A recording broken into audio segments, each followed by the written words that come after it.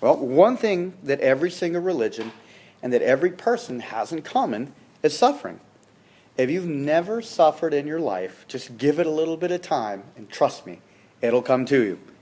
Every religion, every worldview has to speak to suffering in order to be relevant. Some religions, like Buddhism, they just deny suffering. They deny it as an illusion that's just based on our own desires. In a sense, suffering is something that exists only in our minds. The solution then in Buddhism is to rid oneself of their desires by retreating into themselves through meditation. Now, some religions and philosophies are actually built on suffering. Take evolution, for instance. It's a worldview that is built on the survival of the fittest. The beginning of the world, according to a naturalistic worldview, is a big bang. It's a big, violent act. The fittest in this view are those who can endure suffering. Maybe you guys have heard the quote, or if you've seen Conan the Barbarian, at the very beginning there's a quote from Friedrich Nietzsche that says this. It says, "That which does not kill us only makes us stronger." Now, any religion worth its salt must speak to the issue of suffering, and Christianity is no less accountable here. The Bible actually has quite a bit to say about suffering, including its origins, its purposes, and the end of it as well. So in this brief lecture, I want to share with you several things about what the Bible has to say about suffering. In particular, I want to talk about suffering justly and suffering for no apparent reason. But to begin with, we have to first understand the origin of suffering. We need to develop we need to have a biblical worldview. Every worldview must account for this, and it has some sort of answer. Okay, again, evolution begins with violence in the Big Bang, and evolution is the result of suffering in realized inadequacy leading to change. In a way, technology is a response to forms of suffering. Buddhism, it originates suffering in our own desires.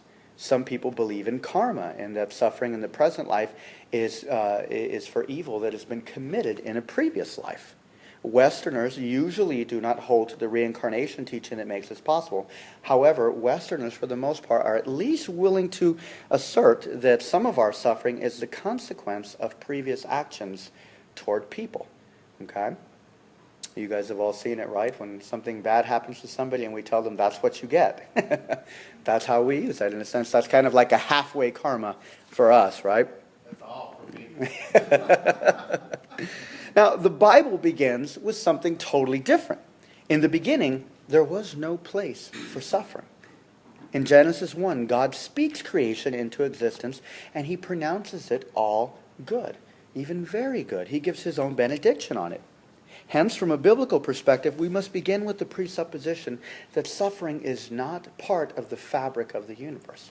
We were not created for suffering. There was no struggle when God made the world, as in other religions or other worldviews. Some of the views of creation in the ancient Near East, where the creation came into being as the gods were battling against one another, and the earth is I believe it's the god Tiamat. It's part of his blood. Okay, but those are some of the early creation stories. The world was built on violence. In a sense, it explained for some people back then. Well, why do we suffer? It's like, well, the world was made through suffering. What do you want? It's like that's just the way that things are, the way things are created. But in the Bible, God speaks, and that's it. He doesn't have to kill another god. He doesn't have to do battle. He just speaks, and creation comes into being, and his own creation is pronounced very good by God. Now, one other crucial point to keep in mind when considering suffering is the nature of God. In the classical problem of evil, okay, I'm pretty sure you all have heard it, that if God is all-knowing and he's all-powerful and all-good, why is there suffering in the world, right? That's the classical problem of evil. Okay, some call it the logical problem of evil. All right. Now, in this classical problem of evil, God is only described as either all-knowing, all-powerful, or all-good.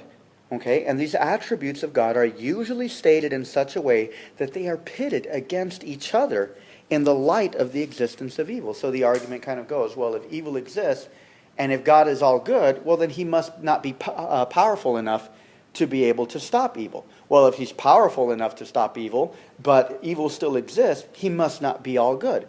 And so goes the argument. I mean, that's the way it's formulated. It's basically meant, to attack the character of God, or to accept no God. That's the way the argument is pretty much formulated for the most part. For Christians, however, Our view of God is much bigger than this truncated description. Consider the answer to the question, what is God, from the Westminster Larger Catechism. It says, God is a spirit in and of himself, infinite in being, glory and blessedness and perfection, all-sufficient, eternal, unchangeable, incomprehensible, everywhere present, almighty, knowing all things, most wise, most holy, most just, most merciful and gracious, long-suffering, and abundant in goodness and truth. That's a much bigger view of God than you get in the problem of evil as classically stated. It's a lot bigger view. It's completely different. Okay, it includes more information about God. It doesn't limit God in that sense. So, how does the Bible then account for suffering? This is where we have to now turn, and it's the answer to our first query on suffering. Okay, so suffering for divine justice. Though the world was created good, it was not created immutable. Okay, the world does not exist by itself. It exists by the will of God. It's upheld and sustained and governed by God. So the entrance of sin and suffering into the world, as the Bible depicts it, is because of humanity. Okay, it's humans who first let sin into the world. We can't even say it was Satan. Okay, and I won't get into where does Satan's fall and stuff like that happen. But apparently, when Satan came to Adam, he was already fallen. But yet, his fall is not what corrupted creation. It was Adam's turning to sin that brought sin and death and suffering into the world. And this first sin, it had cosmic consequences. It doesn't just ruin Adam's soul. It didn't just ruin humanity. It ruined all of creation. Remember, immediately thorns and thistles, started to sprout out of the ground. The entire cosmos was cursed. So to say the least, through this first sin, the world as a whole has become broken. Women were introduced to suffering in childbirth. Relationships became broken as men and women use and exploit one another for their own selfish ends. In the garden, they blamed each other for their own problems. Work became a burden instead of a joy. That's why nobody likes Mondays. The earth itself was cursed to work against man. And finally, man was expelled out of the garden and away from the presence of God. However, not only were these kinds of suffering brought into creation, but the entrance of moral evil was introduced also as Cain murdered his own brother, Abel. Philosophy and theology, they've distinguished between two kinds of evil in the world. Okay, and so any attempt to understand the problem of evil and suffering, we have to distinguish between these kinds of evils. The first kind is known as moral evil. Okay? Moral evil is suffering that is brought upon people due to the moral actions of themselves or other people. Okay? Now the other kind is known as natural evil. Okay? These are usually what are referred to as acts of God in your insurance, in your insurance policy. Okay? These things would include like your tornadoes, tsunamis, hurricanes, all those sorts of things in that way. They're natural evil. There's no person that we can see that's at fault unless somebody has some sort of weather machine. But these are considered natural acts of evil. Considered evil? Yeah, because it brings suffering. It gets classified in that way. Anything Yeah. that's negative. Yes. Am I right? Yeah. Okay. It gets classified that way. Yeah. So moral evil is recognized in the degeneration of the relationships between Adam and Eve as they blamed each other. Okay, and that's passed on to their progeny. Okay, when Cain murdered Abel and spawned a people of violence in his bloodline. So we can see how moral evil is passed on in the corruption of humanity. So let's make our first point about suffering. Okay, suffering is a form, or at least one aspect of suffering, it's a form of justice and judgment from God, according to Genesis 3. Okay? So some suffering is a form of justice and judgment from God, according to Genesis 3. When God pronounces judgment on man, he not only curses them, but he curses the serpent, and he curses creation along with that. Tim Keller notes on their judgment, he says that it's virtually a catalog of all forms of suffering. He says it includes spiritual alienation, inner psychological pain, social and interpersonal conflict and cruelty, natural disasters, disease and death. All of these things are introduced into the world in the fall of man and by the judgment of God. Romans 8:20 through 21, it speaks more about the world being under a curse. In Romans 8:20 through 21, it says, "For the creation was subjected to futility." not willingly, but because of him who subjected it, in hope that the creation itself will be set free from its bondage to corruption and obtain the freedom of the glory of the children of God. Now, what that means for us is that the world that we live in is fundamentally broken. Okay? The world that we find ourselves in is fundamentally broken. The word futility there in Romans 8, it conveys the idea of frustration. Creation itself is frustrated. Okay? It's not what it's supposed to be. I keep thinking about Cloudy with a Chance of Meatballs, because I've seen that 1,000,001 times. But in a sense, the natural disaster, or what we call natural disasters, those sorts of things, that destroy and that kill and that bring pain and suffering, those seem to be aspects of a frustrated creation that wants to break away from a curse that it's under. The world is frustrated. Creation itself is frustrated. Ecclesiastes, if you've ever read that, is a testament to this, and that there are many things in the world that the author of Ecclesiastes describes as crooked, that cannot be made straight. You think of politics. There's so much, people can go in there and, I'm going to straighten up the system, and they can't. There are certain things in the world that are just broken, and that no matter how hard we try, they just do not seem to get fixed. We try to use technology to fix so many things, to keep people alive longer, but the reality is that death is just always there too. And there's always things that can outdo. We want to be healthier. People go and work out, and it's like, bam, you can walk out and get hit by a bus, and your health wasn't going to save you at all from that. So the world that we live in is just fundamentally broken. In judging the world, God also judges sinful individuals and societies.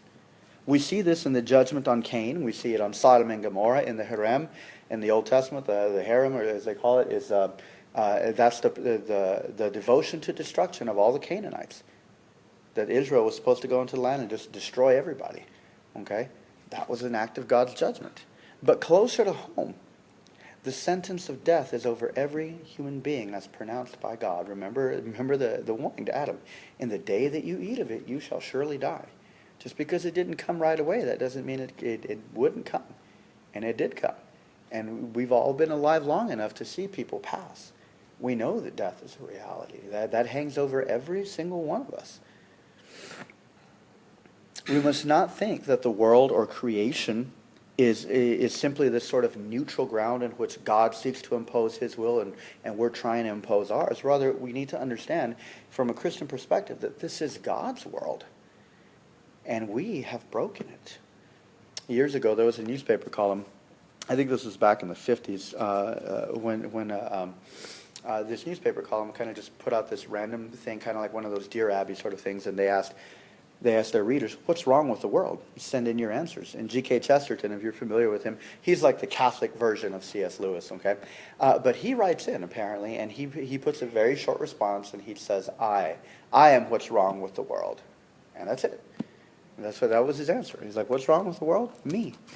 And why would he say that? Because in a sense, from a Christian worldview, he could say that it's, he identified so much, sin with himself, but he was saying that we're the problem. We've always been the problem in God's world. It's not tornadoes that were the problem, or anything, or wars, as if they just exist apart from people. It's like it's people that are the problem in the world, was his point. So let me close this portion by asserting the first form of suffering that we learn, okay, is suffering for justice, in a sense, because there's suffering because we deserve it. And this is the first kind of suffering that we learn for the most part growing up. I mean, as kids, you learn that if you do wrong, you get a spanking or you get something. There's a consequence. And so this is the first form of suffering that I think that we're all introduced to. So in this manner, we first learn suffering as a form of justice. Let me quote Keller at length here to end this aspect of suffering. He says this, he says, "The Bible is emphatic then that the existence of suffering in the world is really a form of justice.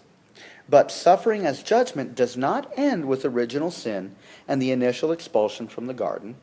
God often gives out rewards and punishments in history to peoples and individuals on the basis of their deeds, or simply allows them to reap the natural consequences of what they have sown.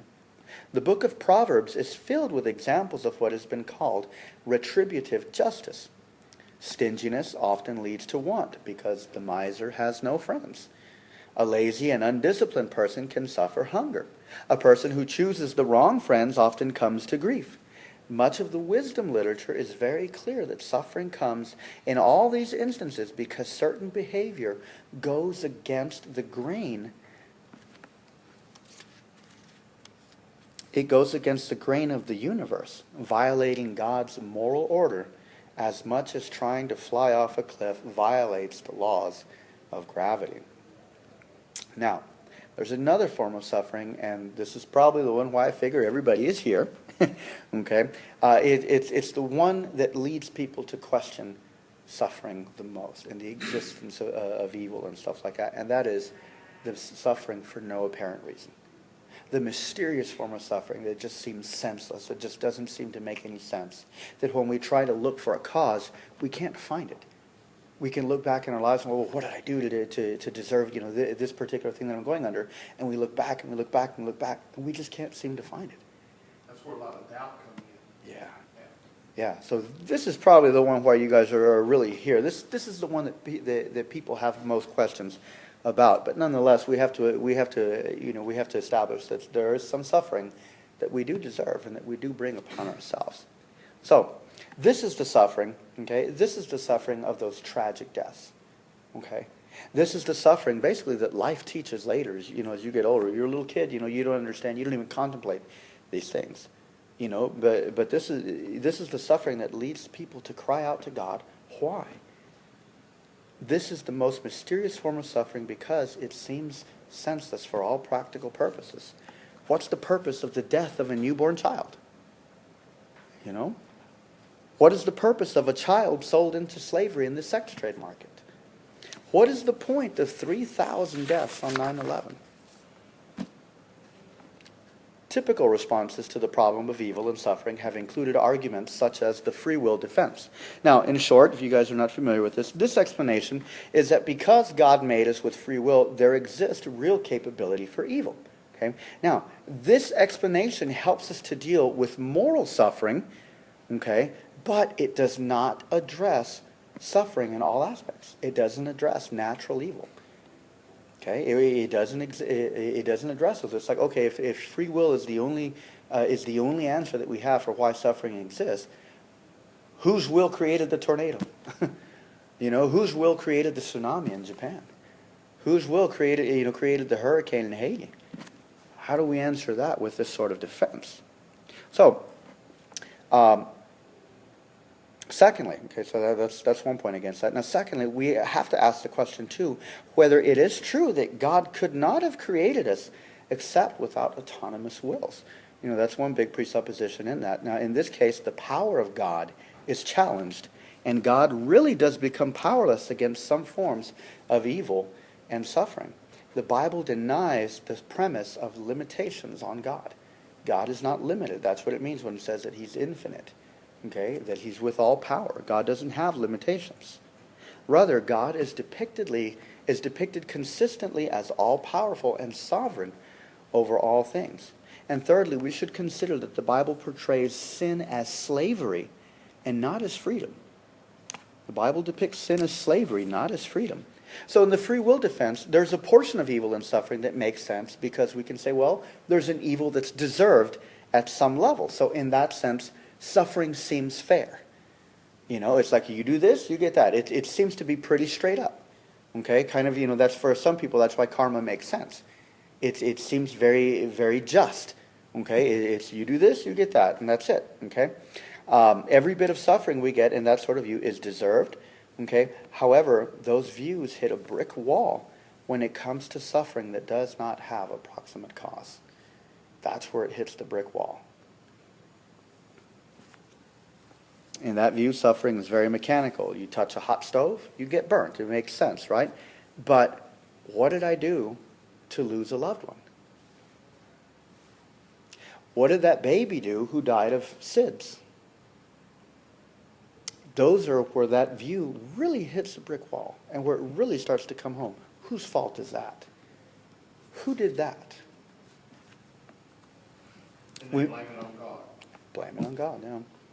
We must acknowledge that there is much evil and suffering that is mysterious, that seems unjust, that probably is unjust, and just doesn't make any sense to us whatsoever. What does Christianity have to say about this kind of suffering? First, we must consider that the Bible does acknowledge that not all suffering is directly connected to specific sin. Okay? The Bible does acknowledge that. Probably the locus classicus of this is in the Bible is the book of Job. Okay, you all are familiar with the story. Job, he's portrayed as a righteous and devout man. He's done everything right in his life. He even offers sacrifices for his kids just in case they forget. Okay? For all practical purposes, okay, Job deserves the health, he deserves the wealth, and he deserves the blessings that he is enjoying. However, instead of getting to enjoy them to the end of his days, he experiences the tragedy of losing all his children, all his possessions, along with his health. And Job's friends, they try to help him resolve the issue, and they tell him to look over his life. Job, you just need to repent. There's some serious sin in your life. You've clearly done something, Job, that has brought this tragedy upon you, and you need to repent of it. It's the advice of his friends, right? And Job, he knows no apparent sin that has brought this about, and so goes the majority of the book of Job. Is Job arguing back and forth with his friends accusing him of sin, and Job like, I don't know what you're talking about. If I could just talk to God, this would be great. And in the end, Job finally has to say to his friends, miserable comforters are you all. Miserable comforters. Each friend was trying to offer their insight into Job's situation. And isn't that true? Sometimes when we see people suffering, we try to tell them exactly what's going on, and sometimes we don't know. And you guys know, if you guys have been through suffering, and when somebody tries to offer you their comfort and they don't know, you know that that's the worst form of comfort that you can ever get. Something just happened. Romans 8:28, brother, and it's like, shush. No, that doesn't work. Now, the key to the book of Job, okay, is the true insight that's given to the readers in the conversations between God and Satan. Satan believes that Job only loves God because of the good things that God has given him and not for God himself. God takes Satan up on the offer and allows Satan to wreak havoc on all the things that Satan believes Job loves God for, without which Job would curse God. It's important that we acknowledge that it is God who points Job out to Satan. We shouldn't run away from that part of the text. Okay? When you read it, Satan didn't know about Job. At least it doesn't appear that way. It says he's going to and fro about the earth, and it's God who says, have you considered my servant Job? It's God who brings that up, not Satan. It's important that we acknowledge God's sovereignty over Satan to even be able to use the forces of nature, okay, and the wills of men to destroy Job's life. You remember, was a big fire, a storm came and it knocked everything down, killed his kids, and then there was a bunch of bandits that came through and took his property and all that kind of stuff like that. Okay, so look at everything that's involved that Satan had access to, that God gave him permission to. Now, with that in mind, when it comes to suffering for no apparent reason, we have to say that God has reasons for our suffering that he knows himself, but that he does not always reveal, nor is he obligated to reveal his purposes. Okay, let me say that again. We must say that God has reasons for our suffering that he knows himself, but that he does not always reveal or is obligated to reveal for his purposes. In the book of Job, Job himself is not privy to the knowledge that the readers have. Okay, at least what we get from the book of Job, Job never knows of this whole conversation that took place. Of course, probably in heaven, gets up there and it's like, you got me, or something like that. But from the text itself, Job doesn't know about this. He doesn't know what God is doing with his life. He doesn't know any of this information. In fact, when God finally confronts Job, the only thing revealed to Job by God is the supremacy and the greatness of God. Job he was never given an explanation for the things that happened in his life. He was never given the explanation. Instead, he finds deep satisfaction in knowing God and not in having his suffering explained. In Job 42, 5 and 6, he says, I had heard of you by the hearing of the ear, but now my eye sees you. Therefore, I despise myself, and I repent in dust and ashes. Most people who consider the will of God in suffering deny that God is active in any sense in bringing suffering upon his people. In fact, in the free will defense, it's the default answer then usually the existence of evil and suffering in the lives of people is merely because God permits and is passive when it comes to evil. In the free will model, suffering is something that God has nothing to do with except to offer his own comfort and end up making the best out of it. But we cannot take that view with Job when we see God as the one who's pointing Job out to Satan. We can't take that. We can't take the implications of the free will defense. We cannot take that view with Job, okay, because it is God who actively gave permission to Satan to be the agent of the tearing apart of Job's life. And there we have to acknowledge that God is sovereign. Nothing happens apart from his will. Let me offer a few more examples from Scripture to help make that point. Okay? The first is the story of Joseph. Okay? Those of you familiar with the story know that Joseph, he was the most beloved son of 12 that belonged to Jacob. Okay? He was the favorite, being given a robe of many colors. His brothers, however, they didn't think that highly of him. They thought he was a little snotty kid, and he really was. He was a tattletale and such like that. But his father loved him. And his father loved him more than all of his brothers. Okay, so one day Joseph, he's out looking for his brothers, probably to tattletale on what it is that they're doing. But they decide, you know what? Let's beat him and let's leave him for dead. They beat him up and they're about to leave him for dead, and then suddenly they grow a conscience, and it's like, no, let's go ahead and sell him, to these slave traders that are coming around over here. And they end up selling him into slavery, into Egypt, and he's eventually sold to an Egyptian. And there, he's accused of attempted rape. And he's in prison for that. No questions asked. Just, bam, there he goes. Eventually, Joseph was released from prison, and he's elevated to the second in command under Pharaoh. Later, after reconciling with his brothers, he's able to tell them this in Genesis 50:20. He tells them, guys, you meant all that for evil, but God meant it for good. Now, it's easy to understand that the brothers and the accusers of Joseph all meant evil against him, but harder for us to grasp is that God, in bringing about the good, meant the evil that happened to him as well. It's probably the harder part to grasp. God was not the active agent in the sin against Joseph, but God so used their evil against Joseph that the Bible says here that he could mean it against him. There's a divine sovereignty and a human responsibility that are held together here with no contradiction at all. Second, another example. Consider the man born blind in John chapter 9. As Jesus, he's leaving the temple, he comes across a man who's blind. He's born that way. We don't know how old he is, but apparently he's old enough to answer for himself. I wish I'd looked up more or less how old you needed to be in Jewish society to be able to be accountable for yourself. When the Pharisees asked this boy's parents, they're like, hey, we don't know. He's of age, is their response. You ask him. I should have looked that up, but I didn't even think about it then. But when the disciples see this man who's been born blind, they immediately ask the question, Teacher, who sinned, this man or his parents, that he was born blind? Now, note the presupposition behind their question, okay? In their thinking, sin is the sole cause and the only good explanation for suffering. Okay, they're basically taking only this the suffering as justice view. Okay, but they think that sin is the only good reason that a person can suffer. And Jesus answers this. He tells them, it is not this that this man sinned or his parents, but that the works of God might be displayed in him. So Jesus is essentially saying this. He's saying this man was born into suffering and has been suffering for the glory of God.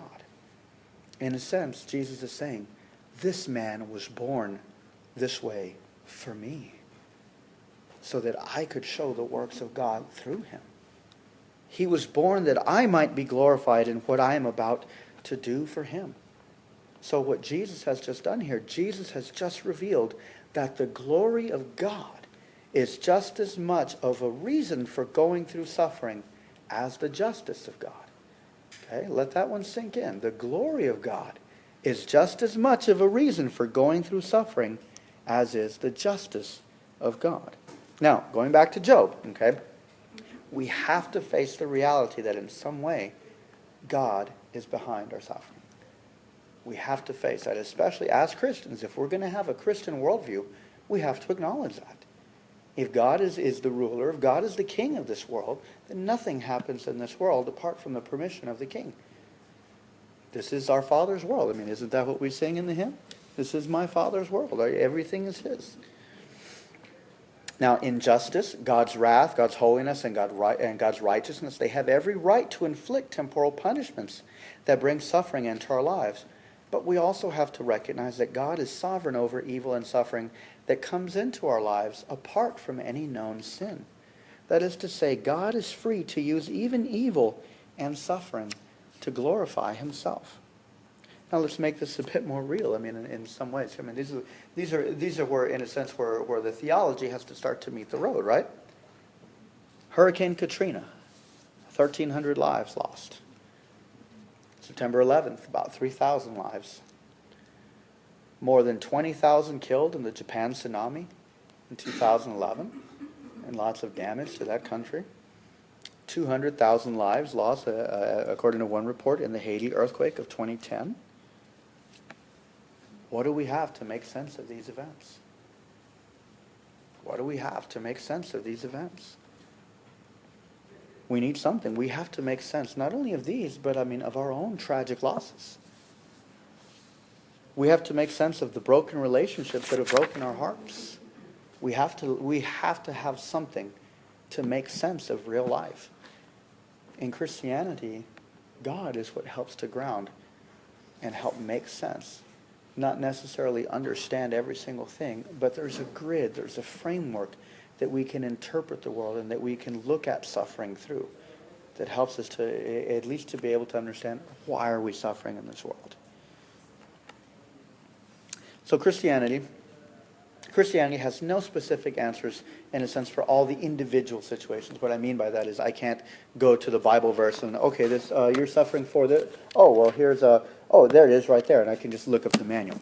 That's not what I'm saying. Okay, we're in a place, much like Job, where God's wisdom and God's purposes remain hidden from us. And where do we look? What comfort does Christianity have to offer? Now, much has been written on this, but let me focus with one response, and that is with the suffering of God. Okay? With the suffering of God. Albert Camus, he's a well-known existential philosopher, definitely not a friend of Christianity by any means, but he once said this in regards to suffering. He said, "The God-man suffers too, with patience. Evil and death can no longer be entirely imputed to him, since he suffers and dies." And what Camus was saying was basically that we can't simply blame God once you see Jesus Christ suffering for us as well, and with us as a human being. That to try to blame God in light of the cross just makes no sense. Interesting insight by a philosopher who's no friend to Christianity. But when we consider suffering for no reason, we should consider the truly innocent sufferer that characters like Joseph and Job, that they all point to. Much of our suffering is because of sin, because we are sinful, and because we live in a broken world that we broke and that we continue to break. The entrance of sin into our world is even our own fault in Adam. We destroyed and are destroying this world. But in Christ, God comes to us having taken a human nature upon himself, and he himself experiences a life of suffering. Isaiah 53 describes Jesus as a man of sorrows. Why? I mean, here's the mysterious question. The person who doesn't deserve it is the one who suffered the most. Why? Why does he choose to suffer?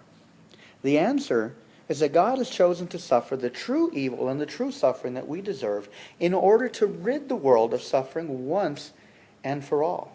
And he has done this by sending his Son to become a man, fully God, fully man, and to suffer the penalty for the sins of the world, to save the world.